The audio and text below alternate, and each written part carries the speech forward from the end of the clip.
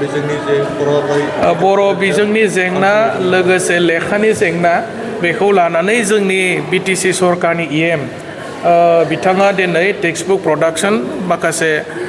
जायफोर एजेन्सिफोर दङ बिथांमोनजों दिनै गुवाहाटियाव मिटिं लादों आरो बेयो मोनसे सलिउसन जागोन सानदों आं थाबैनो सरकार हिसाबै दिनै रायलायदों दहाय फुङाव आंनो बिथाङा टेलिफनिक बिथाङा जनायहरदों जे टेक्सटबुकनि प्रब्लेमखौ लानानै दिनै गुवाहाटियाव मिटिं जागासिनो दङ बे जायफोर माने पाब्लिशार्सफोर दङ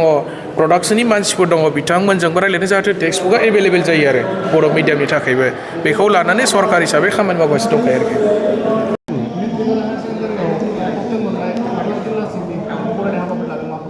क'क्राझार जिल्लानि सिङाव थानाय स्टुडेन्टफोरनि फेलिसिटेसन मेट्रिक आरो हायार सेकेन्डारि 2026आव क'क्राझार जिल्लानिफ्राय जायफोरा माने टप 10 मोननो हाबाय जिल्लानि टप 10 आरो बेयो दा बे स्टुडेन्टफोरखौ लानानै दिनैहाय साफायाव 20,000 केश एवार्ड होनाय जादों आरो लोगोसे साइटेसन लेटार बिथांमोननो होदों कलेजनि स्कुलनि प्रिन्सिपाल हेडमास्टार लोगोसे बिमा बिफाफोरखौबो बे हाबाफारियाव लेंना लाबोनानै बरायनाय जादों हाग्रामा महिलारि सारा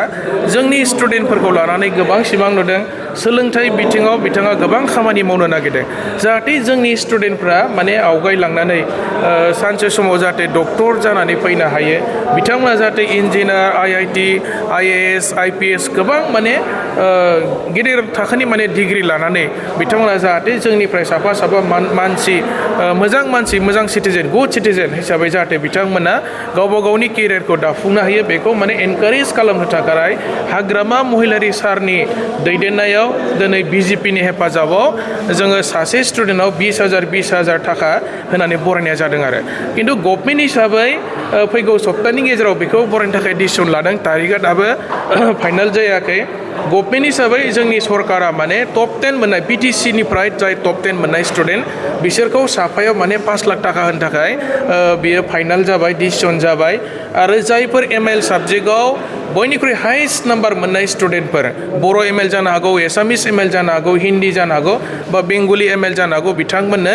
साफायाव 3 लाख थाखा होनानै बरायनाय जागोन आरो बियो माने हाग्रामा महिलारि सारनि मोनसे माने सिमांमोन जोंनि स्टुडेन्टफ्रा जाहाथे माने गोजौ थाखोनि डिग्रि लानानै फरायनायाव जाहाथे हेफाजाब जायो हाग्रामा सारा सोलोंथाइ बिथिङाव गोबां खामानि मावनो थाखाय बेबायदि एजेन्डा लागासिनो दङ आरोखि दिनै 100 जन टटेल 100 स्टुडेन्टफोरखौहाय दिनै बाहाय बरायनाय जादों बाहाय CBSE खौबो बरायनाय जादों सेबा आरो CBSE खौबो दिनैनि बे क'क्राझार जिल्लानि सिङाव थानाय बड'फा कालचारेल कमप्लेक्स गौराङाव बेयाव टटेल जोङो 100 स्टुडेन्टफोरखौ माने बरायनाय जादों बिथांमोननि गार्जेन आरो स्कुलनि प्रिन्सिपालफोरखौबो लिंना लाबोनानै बावहाय मान बावनाय जादों आरोखि क'क्राझार डिस्ट्रिक्टल' जादों दिनै आरो बावहाय गसाइगाव साब डिभिजन दङ परबतजरा साब डिभिजननि दङ as a whole Kokrajhar civil district हिसाबै बावहाय बरायनाय हाबाफारिखौ लादों आरो जोङो चिफ गेस्ट हिसाबै सासे मोजां एकाडेमिशियान क'क्राझार इउनिभार्सिटिनि VC vice chancellor doctor Ganesh Wary सारखौ जों बेवहाय चिफ गेस्ट हिसाबै लिंनानै लाबोदों आरो जोंनि गोबां MCL EMफ्रा बेवहाय बाहागो लादों आरोखि जिहेतु मजबुत सरकार सोलिगासिनो दङ दा बेनि गेजेरावनो जे